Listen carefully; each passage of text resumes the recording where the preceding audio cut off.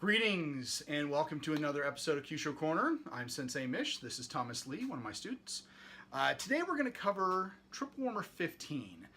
Triple Warmer 15 is kind of an interesting point. It is located on the back shoulder area, right? If you take the scapula, it's like right, the shoulder blade is like right here.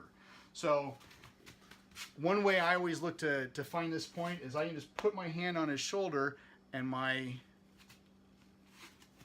big finger is, my middle finger is right there. This point is actually, I use this as a point in one of my, in a technique from Basai, where you come down and you do the double strike, striking down onto that point. I can usually just put people flat on the ground with that and kind of, knock the wind out of them. So it's always kind of been a good point for that.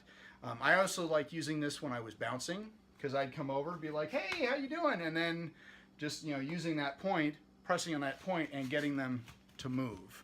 So, so I've used it mainly just like with one hand as a press point.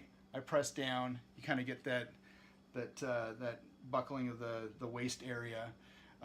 Strike, it's more coming straight, and even when pressing, I'm kind of coming that 45 degrees down into the body. Okay, so if I struck it, you basically just get a more exaggerated example of that body reaction. So this is Triple Warmer. So Triple Warmer is fire, and it's also yang. So it's always to remember that. Besides that, it doesn't really have any extra extraordinary things that we need to know about it, except that it is kind of handy when just escorting people around. Just push, and you kind of get that one finger pain walk.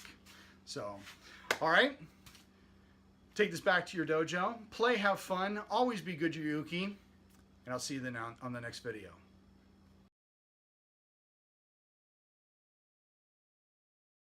I just wanted to thank you guys for tuning in and staying Kyusho informed. You can hashtag that if you want. Anyway, we can be found on the line at KyushoKorner.com, our website. We're also on Facebook, Twitter, YouTube, of course, and now on Periscope. So log on, check out what we're doing. If you have any comments or questions, please feel free to send them in. I'm always willing to answer any questions. Some I'll answer personally, some I might do through video. And there you go. So remember, always be good to your uke.